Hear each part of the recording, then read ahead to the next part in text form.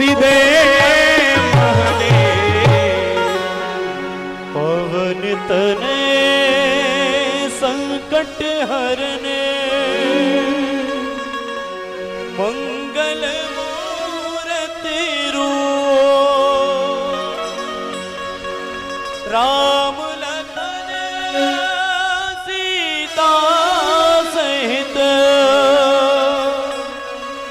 हृदय बसहु सुरभू।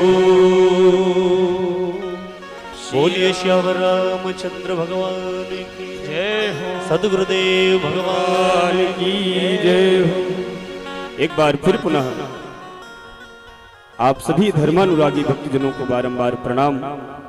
नैमिष व्यास पीठाधीश्वर श्रीमद जगदाचार्य जी महाराज राम कथा की विशेष व्यास पीठ पर विद्यमान होने के लिए तत्पर हैं। इस ध्वनियंत्र के द्वारा जहां तक भी मेरी आवाज पहुंच रही है, मैं आप सभी को बारंबार ये निवेदन करूं कि आप शीघ्र कथा पांडाल में उपस्थित हों, यथा उचित स्थान ग्रहण करें और पूज्य श्री गुरुदेव जी महाराज के मुखारविंद से भगवान की अनुपम पवित्र पावन कल्याणकारिणी कथा को सुनकर अपने जीवन को लाभान्वित करें। तीर्थेशं नैमिषाख्यं सुचमत ललितां गोमती चक्रतीर्थं श्रद्धेयं सद्विधेयं प्रमथ मुनिमतो तस्य पत्नीं वदामि। सूतं सदभावपूतं सुविमल मनसा सौनकादिं ऋषिस्ता वन्दे व्यासं सुतं वै हरिपद निरतं नैमिष व्यासपीठम्। ध्येयं सदा परिभवग्नमभीष्टदोहं तीर्थास्पदं शिवविरिञ्चिनुतं शरण्यं। वृत्यार्तिहं प्रणतपालभवाब्धिपोतं वन्दे महापुरुष ते चरणारविन्द। गुरुर्ब्रह्मा गुरुर्विष्णु गुरुर्देवो महेश्वरा गुरुर् साक्षात् परब्रह्म तस्मै श्री गुरुवे नमः। आप लोग भी जो लोग नीचे बैठे वह हाथ जोड़ ले और मानसिक रूप से आप गुरुदेव का पूजन कर सकते हैं। गुरु ही प्रणाम मनई मुनि कीना। अखंडानंद बोधाय शिष्य संतापहारिणे सच्चिदानंद रूपाय तस्मै श्री गुरवे नमः। मूकं करोति वाचालं पंगुं लंघयते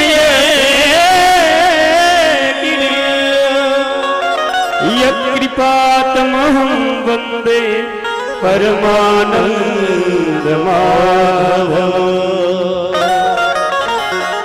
अतुलितबलधामं हेमशैलाभदेहं दनुजवन कृशानं ज्ञानिनामग्रगण्य सकलगुणनिधानं वानराणामधीशं रघुपतिप्रियभक्तं वातजातं नमामि। ध्यानमूलं गुरुर्मूर्तिः पूजामूलं गुरुर्पदं मन्त्रमूलं गुरुर्वाक्यं मोक्षमूलं गुरुकृपा। सर्वे भवन्तु सुखिनः सर्वे सन्तु निरामयाः सर्वे भद्राणि पश्यन्तु मा कश्चित् दुःखभाग् भवेत् मा कश्चित् दुःखभाग् भवेत् मा कश्चित् दुःखभाग्। बोलिए श्री सद्गुरुदेव जी महाराज की जय हो। नैमिषारण्य तीर्थ की जय हो। गंगा यमुना गोमती की जय हो। अपने माता पिता की जय हो। पूज्य श्री गुरुदेव जी महाराज की जय हो। वीर बजरंग बली की जय हो। एक बार फिर पुनः इस ध्वनियंत्र के द्वारा जहां तक भी मेरी आवाज पहुंच रही है, मैं आप सभी धर्मानुरागी भक्तजनों से बारंबार निवेदन करूं कि पूज्य गुरुदेव भगवान मंच पर विद्यमान हैं। भगवान की मंगलमयी पवित्र पावन कल्याणकारिणी मोक्ष प्रदायिनी से राम कथा का उद्गम होने के लिए तत्पर है। जो लोग भी इस ज्ञान रूपी गंगा में स्नान, दान और ध्यान और डुबकी लगाकर अपने जीवन का कल्याण करना चाहते हैं, वह अतिशीघ्र कथा पांडाल में उपस्थित हो, यथा उचित स्थान ग्रहण करें और पूज्य श्री गुरुदेव जी के मुखारविंद से मर्यादा पुरुषोत्तम भगवान श्री राम की कथा को सुनकर अपने जीवन को लाभान्वित करें। पूज्य श्री गुरुदेव भगवान।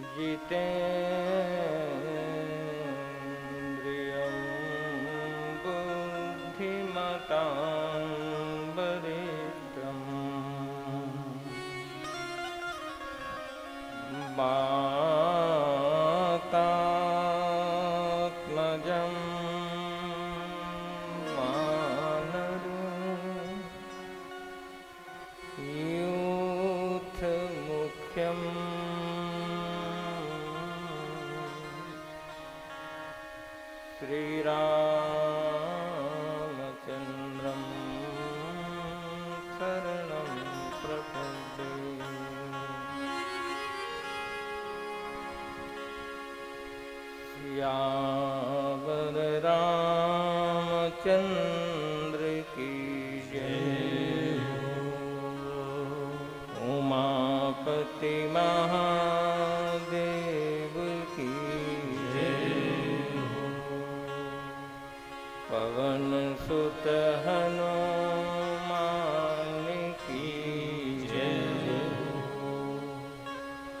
बोलो भाई सब संतन की जय हो।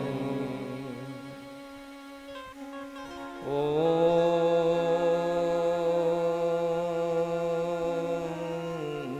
नमः पार्वती पतये हर हर।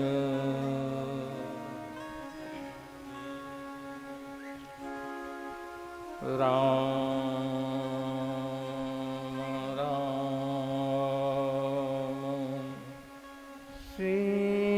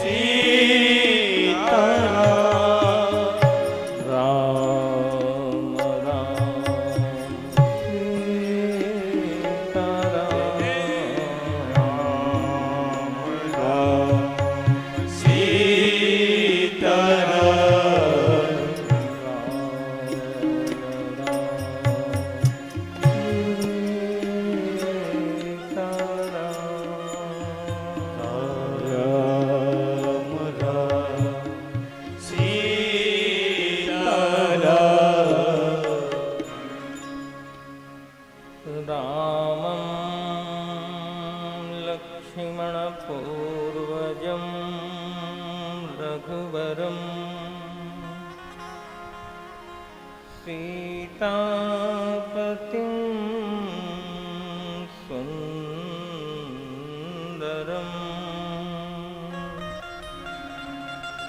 काकुत्स्थं करुणालवं गुणनिधिं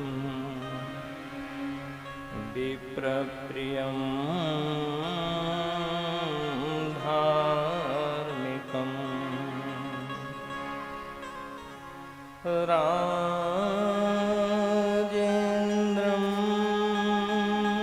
सत्यसन्धं दशरथतनयं श्यामलं शान्तमूर्तिं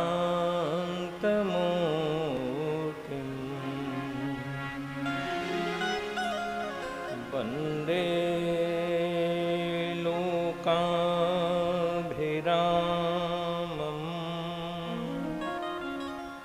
रघुकुलतिलकं तिलकं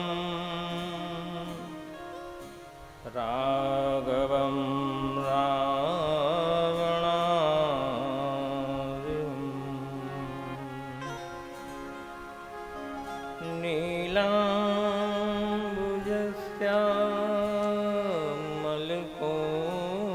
नीलाम्बुजश्यामलकोमलाङ्गं सीता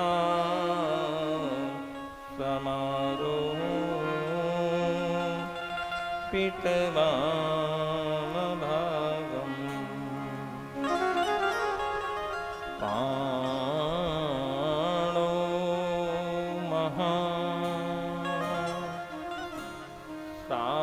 महासायकं चारुचापम् नमामि रामं रघुवंशनाथम् नान्यास्पृहा रघुपते हृदये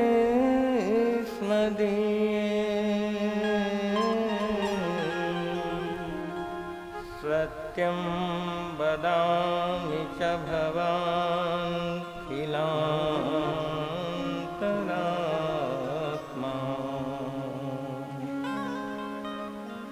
भक्ति प्रयक्ष रघुपुङ्गवनिर्भरा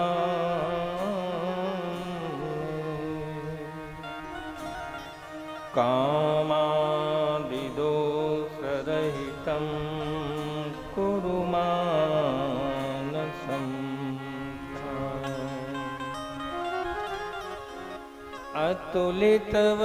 अतुलितबलधामं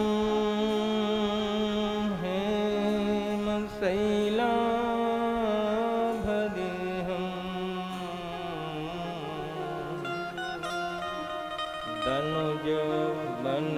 दनुजवनप्रसानं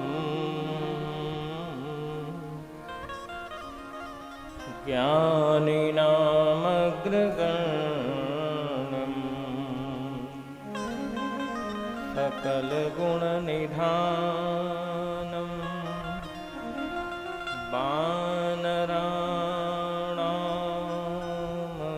वानराणामधीशं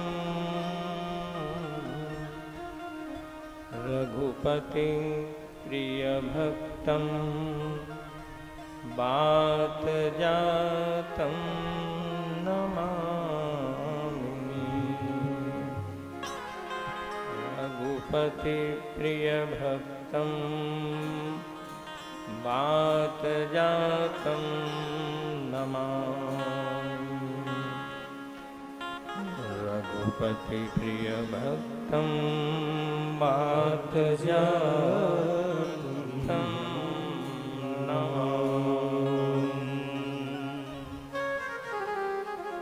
श्री गुरुचरण सरोज रज निज मन मुकुर सुधार बरनहुँ रघुवर बिमल यश जो दायक फल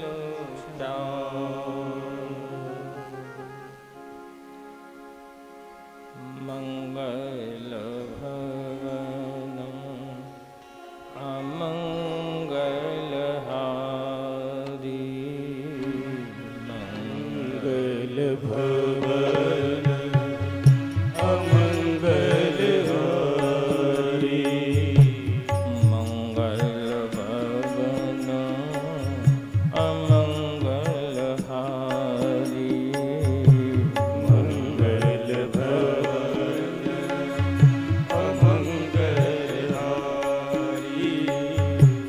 द्रवहु सुदशरथ अजिर बिहारी द्रवहु सुदशरथ अजिर बिहारी द्रवहु सुदशरथ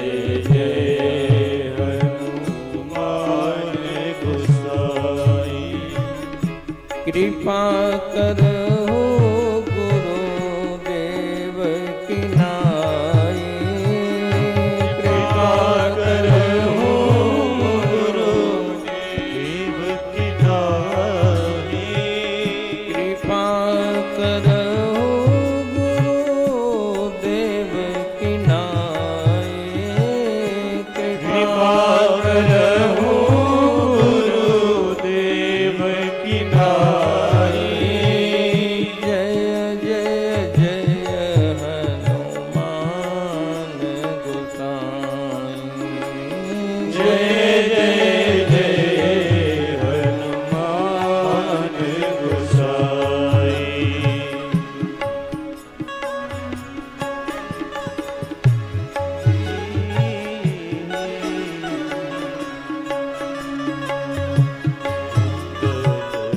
रामचरित मानस यही नामा, रामचरित मानस यही नामा, सुनत श्रवण पाई अभिसामा, सुनत श्रवण पाई विश्रामा, मन कर विषय अनल बन जरई, मन कर विषय अनल बन होए सुखी जो यही सर पर, होए सुखी जो सर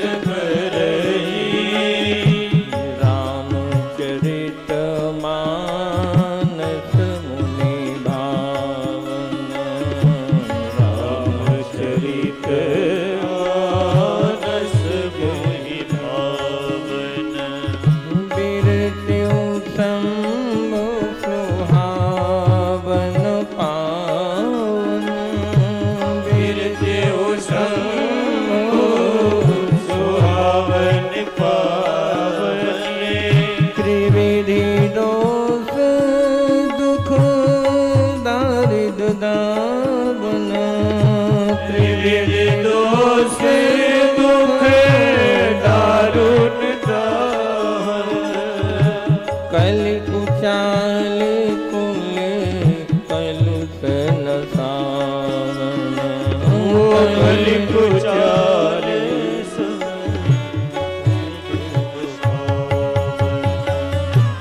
रचि महेश निज मानस राखा, महेश निज मानस राखा, पाई सुसमय शिवासन भाखा, पाई सुसमय शिवासन भाषा, पाई सुसमय शिवासन भाखा, पाई सुसमय शिवासन भाषा, ताते रामचरित मानस बर, ताते चरित मानस धर्यो नाम हेरि हरस हर, धर्यो नाम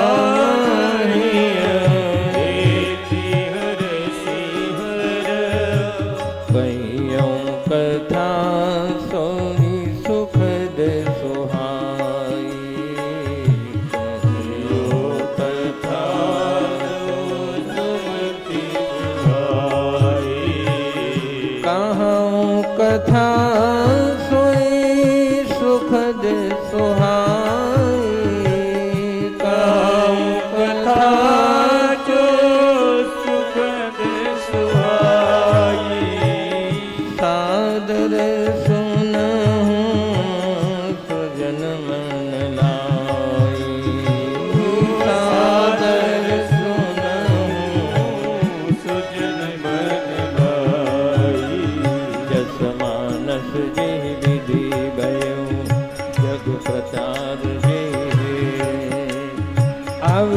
कहाँ प्रसंग सब सुमिरि उमा व्रत के तो। अब सोई कहाँ प्रसंग सब सुमिरि उमा व्रत के तो। सुमिरि उमा व्रत के तो। सुमिरि उमा व्रत के तो।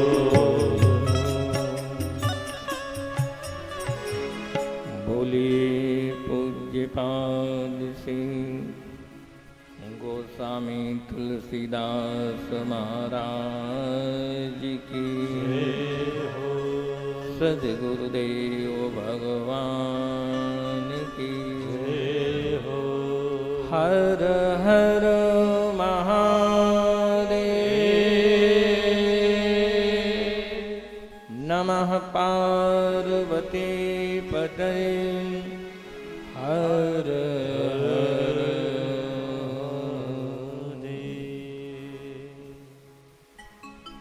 श्री हरिम परमानंदम उपदेशकारम परम कारुणिक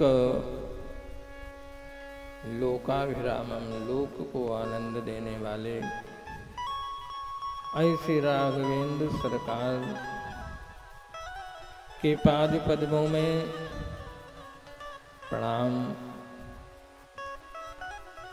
मंचस्थ साधु समाज, समग्र वैदिक मंडल और कथा में स्वर संगीत के साथ कथा को मधुर मधुर बनाने वाले ऐसे सभी हमारे वादकगण, यजमान परिवार, कथा पंडाल में उपस्थित धर्मानुरागी सज्जनों, माताओं एवं देवियों, आप लोग भाग्यशाली ही नहीं परम सौभाग्यशाली हैं जो रामचरितमानस की कथा का श्रवण कर रहे हैं। इसका नाम है रामचरितमानस।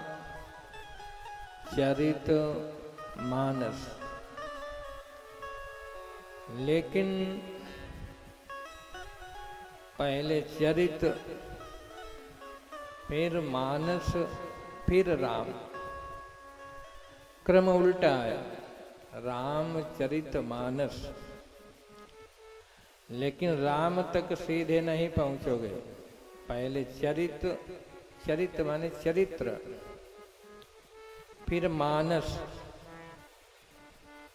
फिर राम। आप लोगों ने देखा होगा एक समय था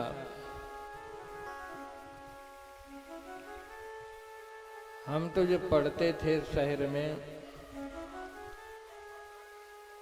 तो पानी के लिए एक नल आता था रोड पर और लाइन लगती थी बाल्टी बर्तनों की बड़ी लंबी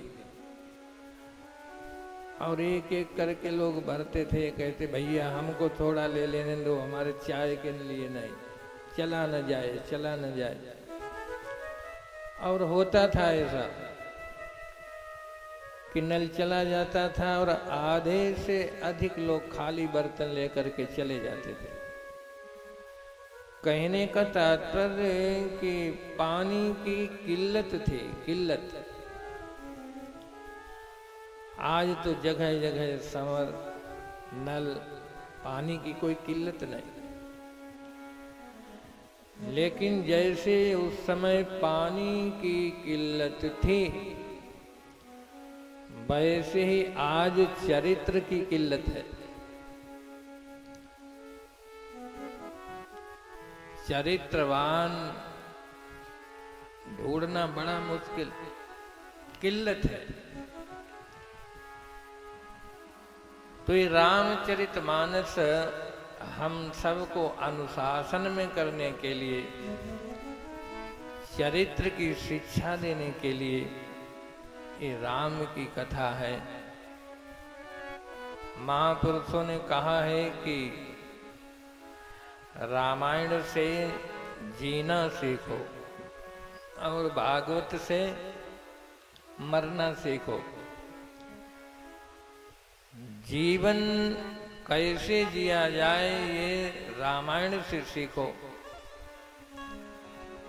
और मरा कैसे जाए, यहाँ से जाया कैसे जाए, ये भागवत से सीखो। और क्या करना चाहिए क्या नहीं करना चाहिए ये महाभारत से सीखो।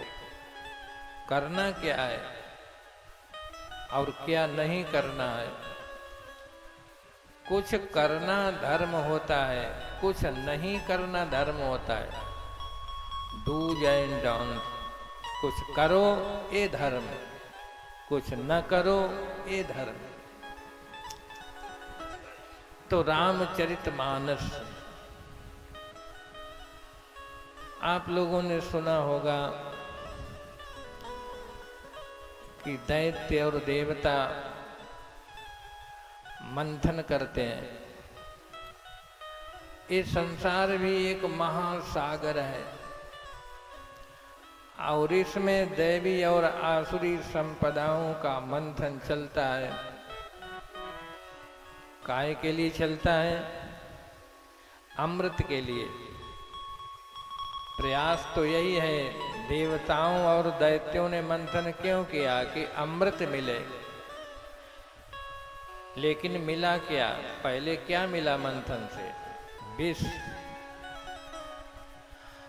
ऐसे ही हम लोग कर्म करते हैं काहे के लिए? सुख के लिए। लेकिन मिलता क्या है?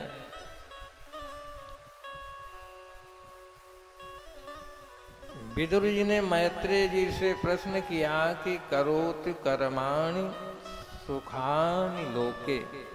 इस लोक में सभी जीव सुख के लिए कर्म करते हैं, लेकिन उनको सुख तो मिलता नहीं, परिणाम में मिलता है दुख। जो मरना चाहता है वो मर नहीं पाता और जो जीना चाहता है वो मर जाता है। जिसकी इच्छा है बहुत लंबा जिए वो मर जाता है और जो मरना चाहता है वो मर नहीं पाता। तो ऐसा ही विपरीत स्वभाव वाला संसार क्यों है? ये विदुर जी मैत्रेय जी से प्रश्न करते हैं। विपरीत स्वभाव वाला जो मरना चाहता वो मर नहीं पाता, जीना चाहता वो मर जाता है। एक सज्जन दुखी होकर के आत्महत्या करने गए तो एक वृक्ष के ऊपर रस्सी लेकर के चढ़ गए। रस्सी को टहनी में बांधा, गले में फंसाया और जैसे ही लटके तो वृक्ष के नीचे कोई ठिलिया बेचने वाला सब्जी बेच रहा था, तो उसके ऊपर रस्सी टूटी, गिरे तो वो तो मर गया और वो नहीं मर पाए। तो जो मरना चाहता है वो मर नहीं पाता और जीना चाहता है वो मर जाता है। तो ऐसा है विपरीत स्वभाव वाला संसार जिसमें हम सुख खोजने के लिए निकलते हैं, सुख के लिए सारे कर्म करते हैं, लेकिन परिणाम में मिलता है दुख। तो दैत्यों ने, देवताओं ने मंथन किया, निकला विष। और विष लेकर के कहाँ गए? भोले बाबा के पास। भोले बाबा कैसे हैं? महादेव और सब हैं देव और भोले बाबा हैं महादेव। देवता लोग विष लेकर के गए तो और कोई व्यक्ति होता कह सकता था कि जब मंथन किया था, एक कृत्य किया, एक कर्म किया तो हमसे पूछा था, और जब पूछा नहीं तो विष लेकर के क्यों आए? लेकिन भोले बाबा ने ऐसा नहीं कहा। भोले बाबा तो कैसे हैं? करुणावतारम। साक्षात करुणा मूर्ति। और भगवती माँ पार्वती कैसी हैं? सदार्ध चित्ता, आर्ध चित्त, भीगा हुआ चित्त जिनका रहता है करुणा से। तो भोले बाबा ने नहीं पूछा कि तुमने क्यों मंथन किया, क्यों विष लेकर के हमारे पास आ गए। उस विष को पी लिया और पीने के बाद में उसको कंठ में ही रोक लिया। इसका तात्पर्य है कि संसार सागर से तो विष निकलेगा, विष। यदि संसार में आए हो तो ये विष पीना ही पड़ेगा।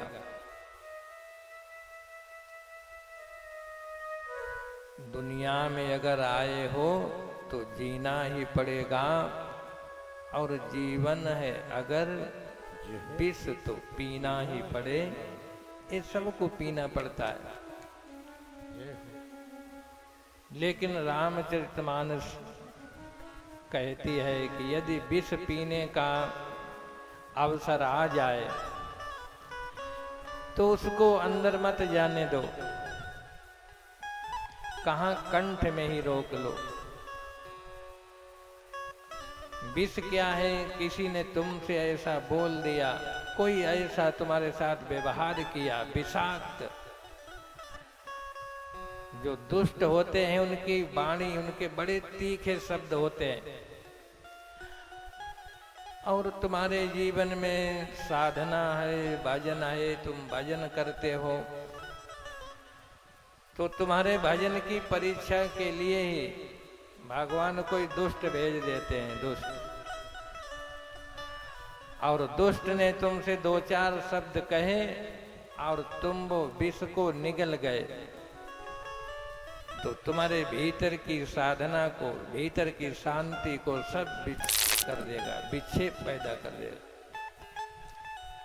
इसलिए भोले बाबा ने कंठ में ही रोक लिया, उसको अंदर नहीं जाने दिया। कहने का भाव ये है कि संसार में रहोगे तो विष तो पीना पड़ेगा, लेकिन विष भी कहीं अलग से नहीं आता है, तुम्हारा ही पैदा किया हुआ है। जो हमने कर्म किया है, अपने कर्म का फल अपने को भोगना पड़ता है। इस जन्म में नहीं तो अगले जन्म में भोगोगे। लेकिन कर्म जैसे 1000 गायों के बीच में बछड़ा छोड़ दिया जाए तो अपनी माँ को वो ढूंढ लेता है, ऐसे ही कर्म तो अपने कर्ता को ढूंढ ही लेता है। कहीं जाओ, आप लोगों ने देखा होगा एक पक्षी होता है, साइबेरियन पक्षी। वो अपने चोंच से घरौंदा बनाता है, घर बनाता है, और उसकी जो मादा होती है वो अंडा देती है, और वो बड़ी दूर दूर तक चला जाता है पक्षी। हम लोग प्लेन से चलते हैं तो उसमें यंत्र लगे होते हैं, वो दिशा देते हैं किधर जाना है, और कहीं भटक जाओ तो प्लेन कहाँ पहुँचे। लेकिन इस प्रकृति में परमात्मा ने पक्षियों में ऐसा यंत्र लगाया कि बड़ी दूर दूर तक चले जाते हैं, लेकिन भटकते नहीं, वहीं जहां घरौंदा बनाया है वहीं आ जाते हैं। कौन सी मशीनरी उनके पास है? तो जैसे वो साइबेरियन पक्षी अपने घरौंदा को ढूंढ लेता है, ऐसे ही कर्म अपने कर्ता को ढूंढ लेता है। अवश्यमेव भोक्तव्यम कृतं कर्म च शुभाशुभम। जैसा तुमने कर्म किया है, शुभ या अशुभ, वो तुम्हारे पास आएगा। तो कहने का तात्पर्य ये है कि जीव का एक स्वभाव होता है, जब वो कर्म करता है तो कोई विचार नहीं करता, और जब उसका भोग सामने आता है तब बहुत विचार करता है, कहाँ से आया, कैसे आया, क्या हो गया। तुम्हारा किया हुआ कर्म ही तुम्हारे पास आएगा। तो रामचरितमानस ये जीने की कला सिखाती है। तुम्हारा कर्म सामने आए तो किसी से चर्चा मत करो, ये कहाँ से आया, ये तुम्हारी ही उपज है, तुमने किया वो तुम्हारे पास आया है। तो इसलिए भोले बाबा ने वो विष अपने कंठ में ही रखा, और जब कंठ में रखा तो उस विष ने विश्राम दिया। भोले बाबा ने विष पीकर को परम विश्राम को प्राप्त हुए। क्यों? कि हर जीव के हृदय में भगवान राम रहते हैं। ईश्वरा सर्वभूतानां हृदय से अर्जुन तिष्ठति। तो विष कोई समस्या तुम्हारे सामने आए, तुम्हारा ऐसा भाव है कि इस समस्या को हम राम के लिए सह रहे हैं, राम के लिए इसको सहन कर रहे हैं, तो राम से जब वो समस्या जुड़ जाएगी तो आपको विश्राम देगी। विश्राम देखो, देवता ये और विष पीने के लिए जब कटोरा दिया तो भगवान शिव ने हाथ बढ़ाया तो पार्वती ने हाथ पकड़ लिया। कहा महाराज क्या करने जा रहे, ये इतना तीखा विष हमसे क्या कहे जा रहे। तो भोले बाबा ने कहा सुनो पार्वती, ये विष हम अपने लिए नहीं पी रहे, ये मैं राम की खुशी के लिए पी रहे हैं। राम ने भेजा है, भगवान ने भेजा है, और राम और विष दोनों को मिला दो तो विश्राम, ये हमको विश्राम देगा। पायो परम विश्राम। तो कहने का तात्पर्य है कि कोई समस्या कैसा भी जीवन में आपके संघर्ष आए तो इधर उधर मत भागो। रामचरितमानस कहती है कि कहाँ भागो। आपदाम अपहरतारम दाताराम सर्वसंपदाम लोकाभिरामम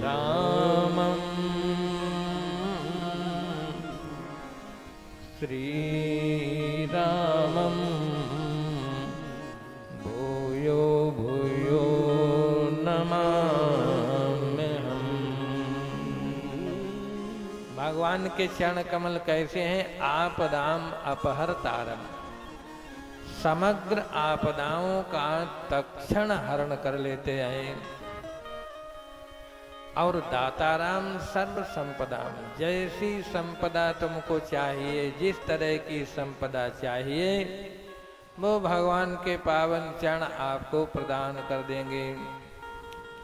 लोकाभिरामम, इस समग्र लोक को आनंदित करने वाले, आनंद देने वाले ऐसे श्री राम के पाद पद्मों में बार बार प्रणाम करना चाहिए, बार बार नमन करना चाहिए।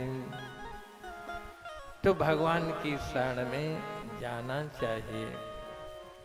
ये रामचरितमानस आपको कहाँ भगवान की शरण में ले जाती है। तो ऐसी जो ये राम कथा, दिव्य राम कथा है, जिसका आप लोग श्रवण कर रहे हैं, प्रायः देखा ही जाता है कि हमारे जीवन में कोई समस्या आती है तो हम कहाँ जाते हैं? उन्हीं के पास जाते हैं जो हमसे अधिक समस्या में ग्रसित है। इस संसार में कौन ऐसा मिलेगा जिसको तुम अपनी समस्या सुनाओगे? कोई तन दुखी, को मन दुखी, को धन बिनु राहत उदास, थोड़े थोड़े सब दुखी, सुखी राम के दास। देखो, तुमको कोई लगता है कि कोई व्यक्ति लग रहा है बड़ा सुखी है, बढ़िया सोफा है, बढ़िया बेड है, बेड सेट है, सोफा है। सोफा और बेड सेट पर सोने वाले, सोफा तो ठीक है लेकिन बेड सेट पर सोने वाले आप सेट है, उनको नींद नहीं आती। कहने का तात्पर्य यह है कि यदि जीवन सुख से जीना चाहते हो, सुख की अनुभूति करना चाहते हो, तो सुख सिंधु कौन है? परमात्मा। सुख सिंधु की शरण में चलो। देखो, हमारे गुरुदेव एक कथा सुनाते थे कि भगवान ने सारी सृष्टि बनाई और सृष्टि बनाने के बाद में सब जीवों के लिए सारी सुविधा जुटाई, हर प्रकार की सुविधा, और फिर जीवों को बुलाया कि तुमको क्या चाहिए। तो भगवान ने बड़ी उदारता से जीवों को, सारे जीव पहुंचे, अपनी बड़ी लंबी झोली फैलाई, कहा तुमको पद चाहिए, प्रतिष्ठा चाहिए, दुकान चाहिए, मकान चाहिए, भवन चाहिए। भगवान सब उदारता से देते गए, और जब उदारता से देते गए तो लेने वाला बड़ा प्रसन्न हो, बड़ा खुश हो। लेकिन जब वो चलने लगा तो एक चीज उसकी झोली से निकल के गिर पड़ी। वो तो प्रसन्न हो करके चला गया।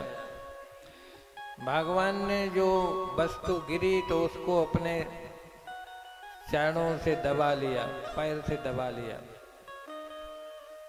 लक्ष्मी माता ने देख लिया।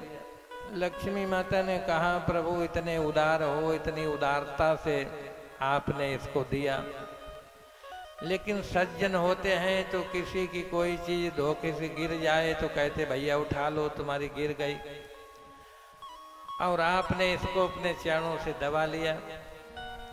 तो जरा हटाओ तो चरण, ऐसा क्या इसमें है तुमने दबा लिया।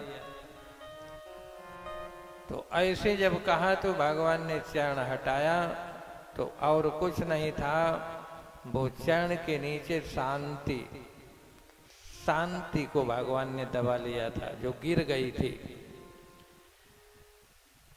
लक्ष्मी ने कहा, प्रभु ये आपने शांति क्यों नहीं दी? कहा, इसी के चलते हमको याद करेगा फिर आएगा, नहीं आने वाला नहीं। तो भगवान की कथा में लोग क्यों आते हैं? मंदिर में क्यों जाते हैं? संतों के पास क्यों आते हैं? कि सब कुछ है लेकिन शांति नहीं। शांति कहाँ मिलेगी? भगवान की कथा में। तो इसलिए ये जो राम कथा आप लोग सुन रहे हैं, ये शांति देगी, शांति। सब कुछ मिल जाएगा लेकिन शांति तो भगवान के चरणों में ही मिलेगी। और जीव का प्रयास होता है शांति के लिए। तो इसलिए आइए फिर उन्हीं चौपाइयों को दोहराएं। राम राम चरित मानस यही नाम, राम चरित मानस यही नाम, राम चरित मानस यही नाम,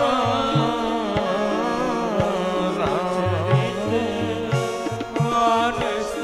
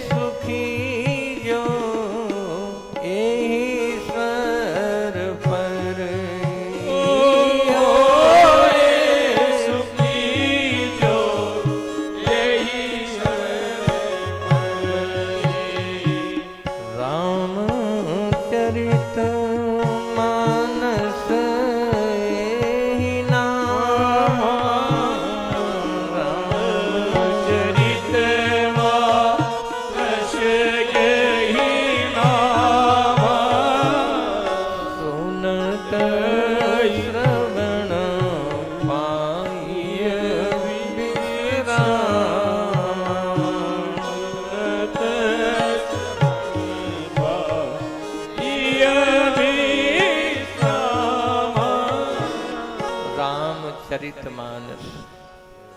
कोई भी अपने ग्रंथ की रचना करता है तो उसका नामकरण करता है। गोस्वामी तुलसीदास कहते हैं कि जो ये ग्रंथ रामचरितमानस हमने लिखा, इसका नाम है रामचरितमानस। वेदव्यास ने भागवत लिखी तो भागवत का नाम रखा इदम भागवतम पुराण ब्रह्म संहितम। देखो, ज्ञान वो होता है, यहाँ ब्रह्म शब्द से अर्थ है वेद, वेद सम्मत। ज्ञान हो वेद सम्मत, ऐसा नहीं ज्ञान हो प्रमाणिक। और प्रश्न भी, हमारे शास्त्र ग्रंथ तो प्रश्न उत्तर से ही चले। भरद्वाज प्रश्न करते हैं, याज्ञवल्क्य समाधान देते हैं, भगवती माँ उमा प्रश्न करती हैं और भोले बाबा समाधान देते हैं, गरुड़ जी प्रश्न करते हैं और कागभूषण।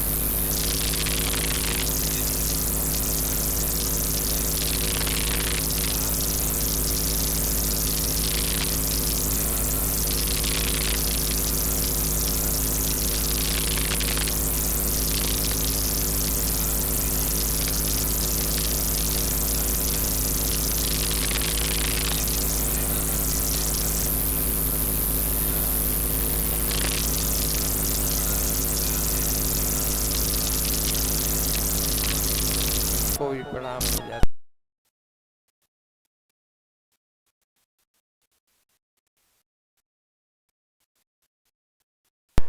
वो भी वंदनीय हो जाते हैं। फिर चौथे श्लोक में भगवान सीताराम की